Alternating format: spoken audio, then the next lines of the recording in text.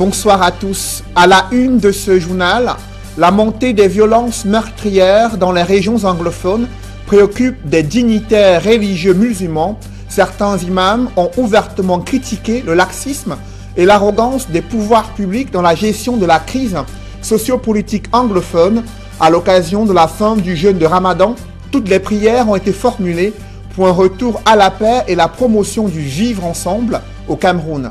Coupe du monde de Russie 2018, c'est un mauvais départ pour les deux premières équipes africaines de football engagées dans cette compétition. Les Pharaons d'Égypte et les Lions d'Atlas ont chacun perdu le premier match 0-1 face à leurs adversaires, l'Uruguay et l'Iran. Le troisième représentant africain, le Nigeria, peut-il mieux faire dans cette grande messe du football mondial? Élément de réponse à suivre dans la page spéciale consacrée à ces équipes africaines de football qui participent à la Coupe du monde de Russie 2018.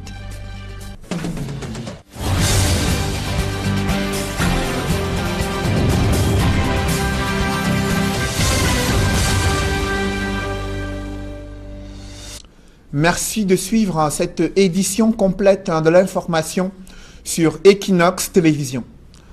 Le grand imam du complexe islamique de Tchinga à Yaoundé prie pour la fin des violences meurtrières dans les régions anglophones. Lors de la prière marquant la fin du jeûne de Ramadan, la communauté musulmane implore le Seigneur de pouvoir apporter, de contribuer à la paix durant la période électorale à venir au Cameroun. Des précisions avec Joël Essengue et Ike Cyril.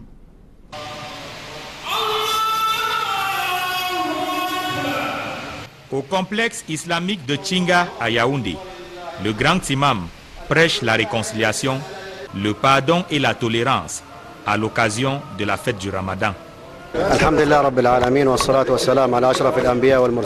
Il faut débarrasser le cœur des rancunes et de la haine, il faut se donner la main, il faut valoriser cette religion, une religion de partage, une religion de réjouissance. Il va falloir qu'en ce jour où les gens se rendent visite, cette grâce qu'Allah subhanahu wa ta'ala leur a donnée en leur permettant d'arriver jusqu'au bout de ce chemin très long pour les remercier par cette prière.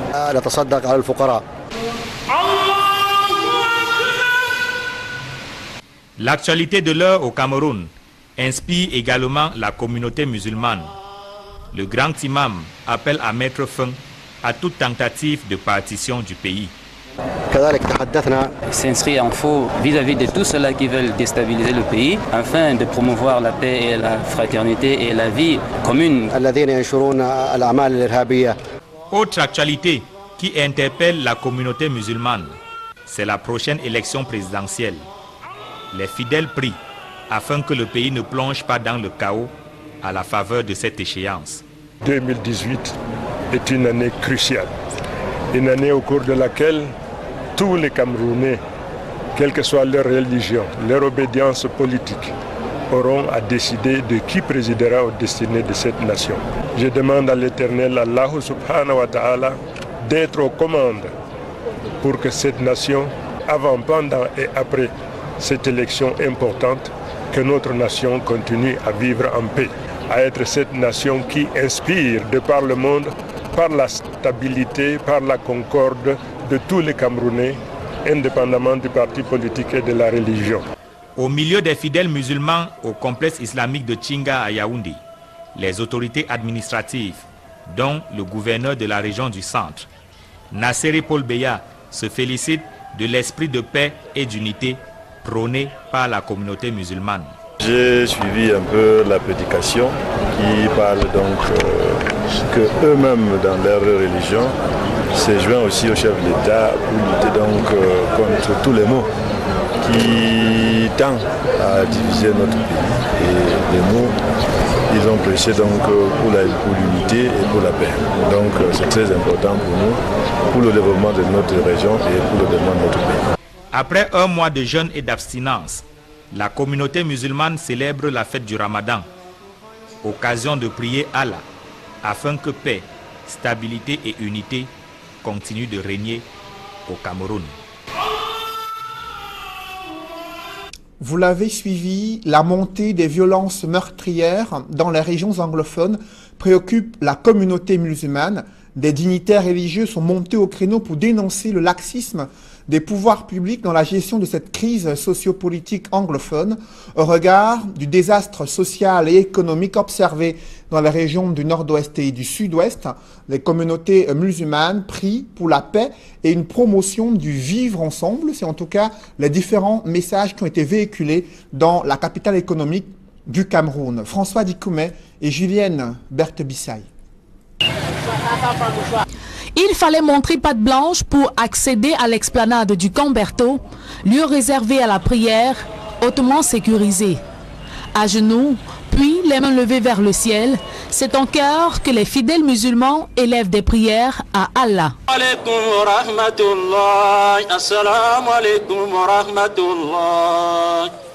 Rassemblés en ce lieu, l'imam dénonce le laxisme des pouvoirs publics dans la gestion des événements importants pour la nation. Il y a des ministres inconscients, et ce n'est pas à moi de le dire, et vous savez où ils sont. Il y a des administrateurs inconscients dont à travers leur inconscience, nous vivons ce que nous vivons sur nos routes, dans nos villages, dans certaines régions du Cameroun. Il y a certains hommes en tenue, inconscients dont leur naïveté nous fait payer les prix que nous voyons aujourd'hui. Il y a certains chefs traditionnels qui sont au prix des crimes et qui sont des associés avec des coupeurs de route et parfois des gardeurs d'armes. Le guide spirituel va plus loin en évoquant les cas d'enlèvement et crimes rituels enregistrés dans plusieurs localités du pays. Nous le savons, il y a des naïfs et des personnes qui s'en vont dans la vie facile et qui vendent de restes des humains ou encore qui enlèvent des mineurs, des fillettes, des enfants pour faire des sacrifices. Toutes ces dépravations de mœurs, ces crimes salissent et polluent la nature et font tomber sur une nation un désarroi et un trouble. La prise de conscience de chaque citoyen et la purification de l'âme sont entre autres des éléments devant concourir à l'apaisement des tensions. Seule la spiritualité, résidant dans un cœur spirituel convaincu, dialoguant de manière introvertie, change la situation. L'Église et la mosquée seules ne peuvent pas. Ce sont chaque fidèle, chaque citoyen, chaque homme en tenue, chaque décideur à son niveau qui devrait changer. Nous ne devons pas accepter, en particulier, les sécessionnistes qui sont à Bamenda en train de détruire ce pays. La célébration de la fête du Ramadan vient ainsi mettre un terme à un mois de jeûne et de prière. À l'occasion de la fin du jeûne de Ramadan, ce sont sensiblement les mêmes messages de promotion de la paix et du vivre ensemble qui ont meublé la grande prière à Fumban dans le département du Noun. Mama Soufor, Dalaskana et Jean-Paul Chouniat. Au quartier Ndinka de Fumban, des fidèles musulmans à la grande prière qui marque la fin du jeûne du Ramadan. Une période de pénitence de 30 jours pour chaque croyant de purifier son âme et son corps et demander pardon à Allah pour ses péchés. On vient de passer 30 jours de jeûne et qui est fait pour pardonner. J'espère que tout le monde va pardonner et pour être avec nous ensemble pour pouvoir partager le repas de cette mois de Ramadan qui vient de finir ces jours-ci. Au-delà de ce rituel qui recommande amour, partage et pardon entre croyants et habitants d'un même pays, l'imam de la mosquée centrale de Ndinka, Cheikh Shinto Inoussa, exhorte ses ouailles à orienter leurs prières vers la paix au Cameroun, surtout en ce moment où la crise anglophone continue de faire des morts dans les régions du sud-ouest et du nord-ouest, sans oublier les soldats au front contre Boko Haram à l'extrême nord Cameroun. Ça n'intéresse pas seulement les musulmans, c'est tout le monde. L'égalité, la liberté, l'amour, le partage, c'est fondamental. Et c'est ce que Dieu nous demande. Dieu nous demande dans le Coran. Les fidèles de Ndinka, comme ceux de Fumban et du Noun, en plus de prier pour les vivants, ont aussi une pensée pieuse pour le repos des âmes de leurs proches disparus. Chaque fois, il faut visiter nos morts. Quand ils ne sont pas morts, ils sont avec nous. Il faut partager ces prières avec eux, car eux, ils nous voient.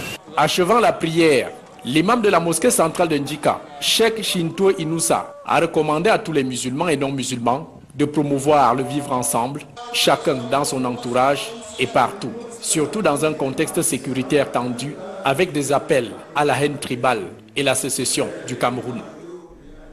C'est une levée de bouclier du gouvernement contre le rapport d'Amnesty International sur les exactions commises dans les régions anglophones. Le ministre de la Communication affirme que l'armée n'a fait que défendre l'intégrité du territoire, préserver la paix et protéger les populations dans les régions du nord-ouest et du sud-ouest. Cependant, l'aggravation de la crise humanitaire et la pression internationale ont poussé le gouvernement à annoncer un élan de solidarité nationale et une mission gouvernementale auprès des réfugiés camerounais se trouvant au Nigeria. Des précisions avec Joël Essenge et Guy Zogo. Amnesty International décrit la situation dans le nord-ouest et le sud-ouest du Cameroun en parlant entre autres dans son récent rapport des exactions de l'armée camerounaise, mais le gouvernement fait le dos rond. Le ministre de la Communication vient de le montrer au cours d'une conférence de presse à Yaoundé en déniant toute crédibilité à Amnesty International. L'édition 2017-2018 du rapport d'Amnesty International est entachée de grossiers mensonges, de déductions hâtives, de manœuvres diffamatoires inadmissibles qui s'inscrivent dans une stratégie de harcèlement et de déstabilisation de notre pays dans la lutte qu'il mène contre le péril terroriste. Selon lui, le cas des événements de Dila l'illustre à suffisance, loin des affirmations d'Amnesty International. Ce qui s'est réellement déroulé dans cette localité et qui ne pouvait échapper à aucun observateur, c'est que les populations de Dadi avaient été prises en otage par des bandes de terroristes qui les avaient réduits à l'esclavage pendant plusieurs jours et installé leur base sur ces lieux. De plus, pour le ministre de la Communication, les auteurs des actes délictueux dans cette partie du Cameroun ont refusé l'appel au dialogue de Paul Biya. Dans ces deux régions, des bandes terroristes se réclamant des mouvements sécessionnistes et bénéficiant d'importants soutiens à l'étranger ont décidé de répondre à l'offre de dialogue faite par le chef de l'État par la violence. Dans ces conditions, poursuit le ministre de la Communication, l'armée camerounaise n'a pas d'autre option que celle d'agir pour établir l'ordre perturbé. L'État n'avait plus pour seul recours qu'une réaction appropriée en vertu de ses devoirs régaliens de préservation de l'intégrité territoriale de la nation, de préservation de la paix civile et de protection des populations et de leurs biens. Au total, le ministre de la Communication accuse Amnesty International de travailler à la déstabilisation du Cameroun, même si le gouvernement lui-même ne pipe mot sur la demande d'un débat sur le fédéralisme formulé récemment par les populations du nord-ouest et du sud-ouest. L'une des portes d'entrée de la capitale économique du Cameroun est impraticable sur l'axe Niala-Château-Lokbaba dans le 3e arrondissement de Douala. Les routes sont dégradées chaque jour. Les populations n'ont de cesse de se plaindre, mais rien n'a été fait jusqu'ici, malgré les multiples aménagements routiers effectués à pratiquement tous les 3 ans. Cette route ne cesse de se dégrader au grand désarroi des populations. Reportage Xavier Foka et Innocent Abega.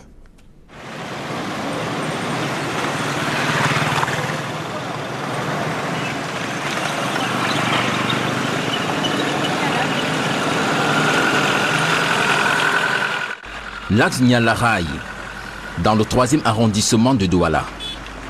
La chaussée, ou du moins ce qui tient lieu d'être appelé ainsi, est une voie parsemée de crevasses, de nids de poules et autres trous à la taille d'un bassin de piscine. Depuis plusieurs mois, la circulation sur ce tronçon routier est un véritable chemin de croix pour les usagers. Nous vivons vraiment un calvaire très difficile, auquel vous-même vous voyez l'état de la route. Sinon, nous avions les problèmes presque chaque jour avec nos patrons. Les voitures sont cassées. Cette route exiguë, sur laquelle il est difficile de différencier la chaussée du trottoir, rend la circulation encore plus laborieuse. Les automobilistes, comme dans une jungle urbaine, et au détriment des piétons parfois hagards, utilisent l'espace le moins abîmé en faisant fi de toute règle de circulation routière. Situation propice aux accidents de circulation et aux bouchons. On est obligé de passer aux abords. Il y a des temps maintenant beaucoup d'embouteillages. Les voitures ne passent plus. Il n'y a plus moyen de passer ici. Là. Vous voyez même l'état de la route avec les creux, tout ça. On ne peut pas circuler normalement. Il y a trop des embouteillages. En temps de pluie, l'absence de rigole entraîne un autre phénomène tout aussi difficile. Il faudrait venir quand il a plu. Vous avez à côté de vous là, c'est la piscine. Hein? C'est la piscine, il faut une pirogue pour traverser. Quand il pleut même, c'est le pire. Même les piétons n'ont pas accès. Quand il pleut, là, on ne parvient plus à passer ici parce que les motos ne peuvent pas passer dans le trou là, parce que ça noie la moto. Les petits commerces installés en bordure font aussi les frais. On a tellement de difficultés. Parce qu'il y a des clients que par exemple, il peut passer là. Vous voyez un peu, il peut passer là. Il voit bien la beauté de l'habit. Mais ce qui les chasse, c'est la poussière. Les populations et les usagers, à bout de ce calvaire, lancent un appel aux autorités. Nous, on voudrait au moins qu'on remble, au moins nous, ça ne doit pas arranger. Nous, on ne sait pas ce qu'on nous reproche. Les papiers, nous, on paye. Tous les impôts, on nous force même là devant, c'est le passage à niveau. C'est là-bas qu'ils s'arrêtent pour percevoir, pour contrôler les impôts. Ça devient quoi? C'est trop. On dit que c'est la route de la canne. C'est comme ça, c'est l'espoir de la canne comme ça. On nous reproche de quoi? Plusieurs autoroutes de la ville de Douala sont aussi dans un état de dégradation avancé. Ces multiples aménagements routiers suscitent des interrogations sur la qualité des travaux menés sur les différents axes dans la région du littoral. Illustration dans ce reportage d'Isabelle Carole Zoupet. Jonchée de nids et de poules est complètement dégradée. La route qui s'étend du lieu-dit Soumongué jusqu'à la salle de fête à Loum, dans le département du Mongo, fait l'objet de vives tensions entre le maire de cette localité et l'entreprise en charge de la réhabilitation de cette route. Ce tronçon en chantier pour la 3e fois en l'espace de 5 ans suscite le courroux du maire et des populations qui décrient la mauvaise qualité du matériel utilisé. Constatons ici que c'est un bricolage total que l'entreprise est en train d'entreprendre. L'arrosage du sol se fait à la main avec des seaux. Le gravillonnage se fait à la main. Donc nous comprenons que en cette allure, ce bitume, ce goudron ne peut pas durer comme les autres qui ont exécutés dans cette ville. Suite à cela, le maire de Loum vient de sommer l'entreprise en charge d'arrêter les travaux. J'ai donc dit à l'entreprise actuellement d'arrêter les travaux. Nous faisons partie de la commission de contrôle et du suivi de ce marché.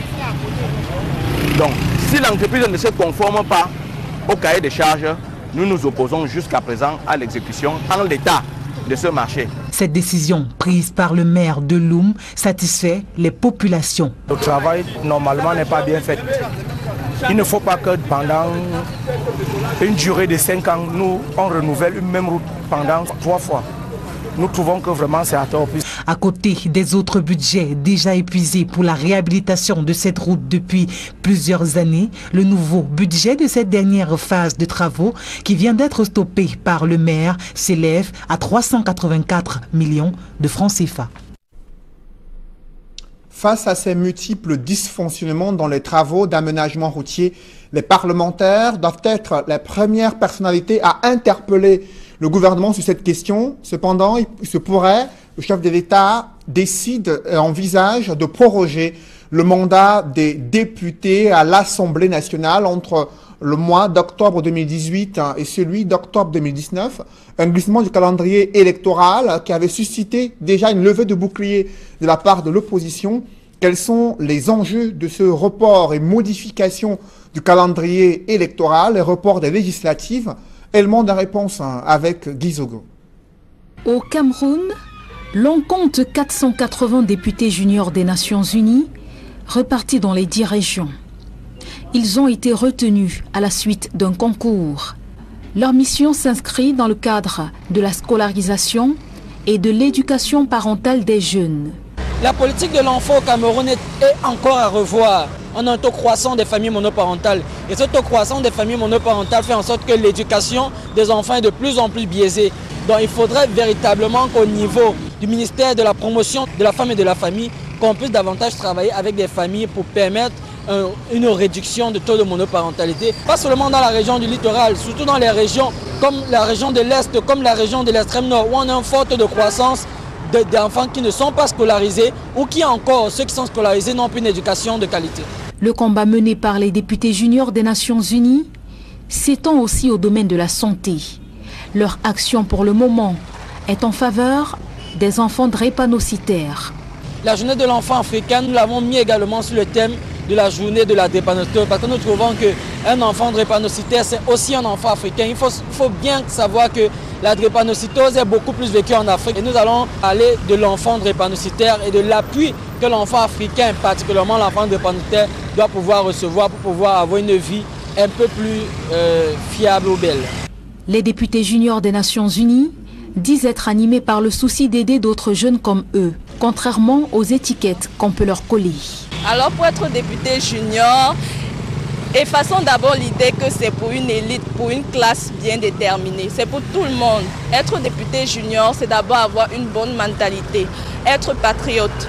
Il faut avoir un patriotisme vraiment poussé. On a des objectifs et des responsabilités plus poussées. Des objectifs envers la population, envers la communauté.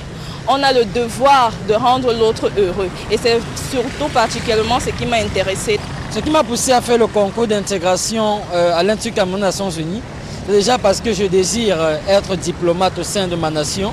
Et en attendant de pouvoir faire le concours de l'ERIC, j'ai trouvé qu'il était adéquat de pouvoir déjà avoir les valeurs d'un organisme international pour pouvoir m'atteler déjà aux lois internationales, aux normes internationales et pouvoir déjà avoir un pas sur le terrain par rapport à d'autres de mes confrères qui sont encore en formation de façon écrite. Après avoir passé 1 an en tant que député junior, Dimitri et Estelle devront encore assumer leurs fonctions durant 2 ans puisque le mandat est de 3 ans. Et passer l'étape de député junior, ils pourront alors accéder à une étape supérieure, celle de haut-commissaire junior, en produisant un rapport sur les 3 années passées en tant que député junior et en se soumettant de nouveau à un concours. Vous venez de suivre les campagnes de sensibilisation menées par des députés juniors des Nations Unies sur la question des jeunes Camerounais en prélude à la journée de l'enfant africain. Par contre, les députés seniors pourraient bénéficier d'une prorogation de leur mandat d'1 an. C'est en tout cas ce qu'envisage le chef de l'État, Paul Biya, qui a consulté les bureaux du Sénat et de l'Assemblée nationale à ce sujet. Un projet de loi pourrait arriver sur la table des parlementaires dès la semaine prochaine pour un report des législatives. Quels sont les enjeux de cette décision, de ce glissement du calendrier électoral? Élément de réponse avec Guy Zogo. L'option de la prorogation du mandat des députés d'une année supplémentaire traduit avant tout la certitude que c'est le président de la République qui contrôle et dispose à sa guise du calendrier électoral, comme n'a de cesse de le rappeler l'opposition. En effet, Paul Biya, certes sous le couvert de l'argument du chevauchement des scrutins de l'année 2018, avance une raison a priori compréhensible, mais il n'en fait pas moins d'abord une pirouette politicienne en sa faveur. Sans aucun doute, la question qu'il évacue d'abord est celle des aspérités qui pourraient entraver sa marche vers une nouvelle candidature à l'élection présidentielle de 2018 et son ambition de se faire élire. Son pari est que tant qu'à faire, il vaut mieux que seule l'urgence de sa réélection à la tête du pays mobilise tous les acteurs de son camp politique. Au fond, il s'agit là de la précaution de ne courir le risque de la dilution des énergies dans le soutien aux champions du RDPC, alors qu'au regard de son âge et de sa longévité aux affaires, quelques impatiences commencent à poindre à l'horizon. Des scories amplifiées ces derniers jours par la sortie de l'ambassadeur américain au Cameroun.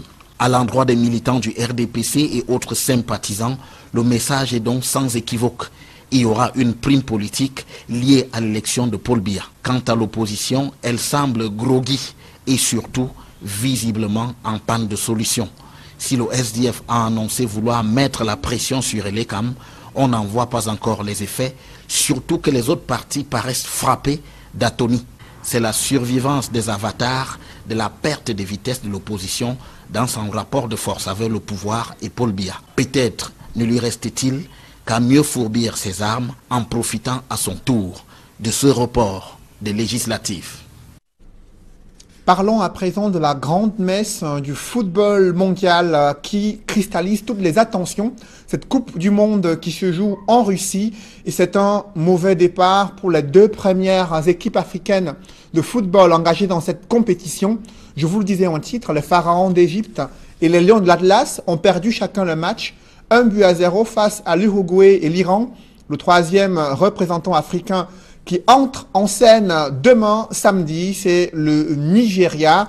Quelles sont les chances des Super Eagles du Nigeria de pouvoir faire mieux que les deux premiers représentants africains? Comment se déroulent les différents entraînements des joueurs nigérians du côté de la Russie? Élément de réponse avec nos reporters d'Alaskana et Jean-Paul Chouniat.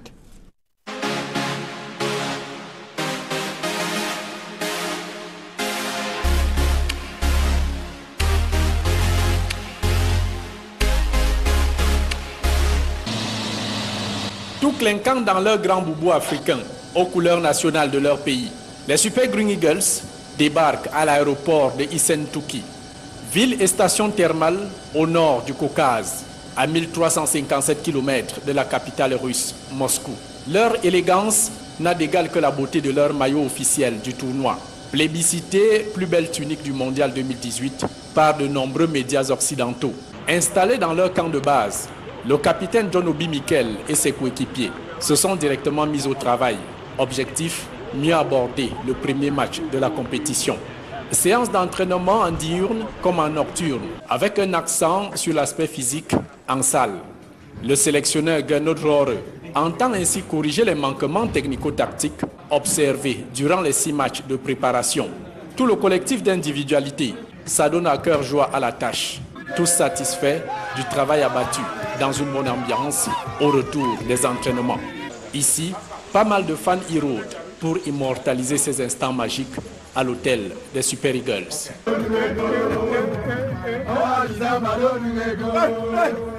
Pour ce mondial 2018, le jeu nigérian repose sur des hommes clés, à l'instar de l'attaquant Victor Moses et le capitaine Mikel Obi, animés dans un dispositif tactique de 4-3-3. Et pour obtenir leur passeport en éliminatoire pour la Russie, les Super Green Eagles ont survolé de loin les Chipolo Polo de Zambie, les Fennecs d'Algérie et les Lions indomptables du Cameroun, dont ils avaient infligé un humiliant 4-0 pour un total de 13 points glanés.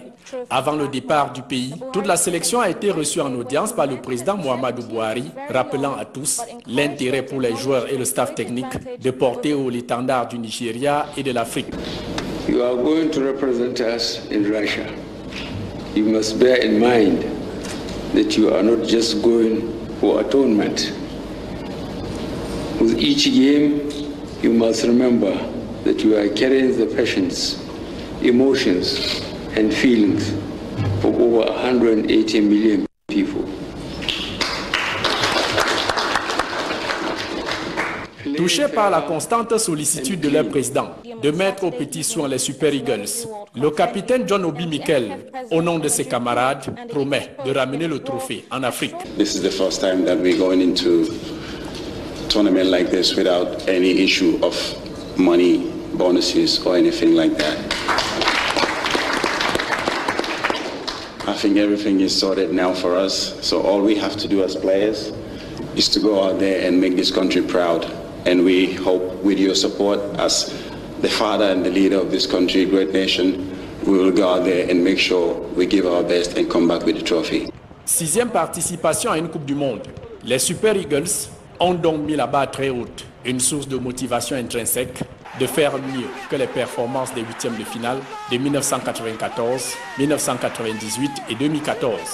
La concrétisation de cette ambition suprême passe donc par des victoires face à l'Argentine de Lionel Messi, qu'ils ont battu 4-2 en amical.